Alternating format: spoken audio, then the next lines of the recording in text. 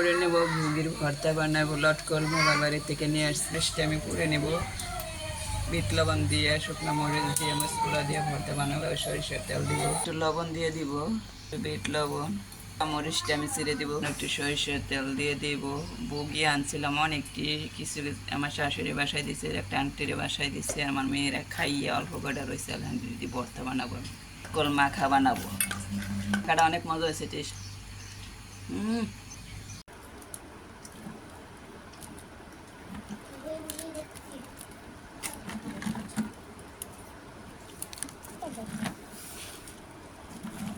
তেল ভরে রয়েছে পিঠার মধ্যে।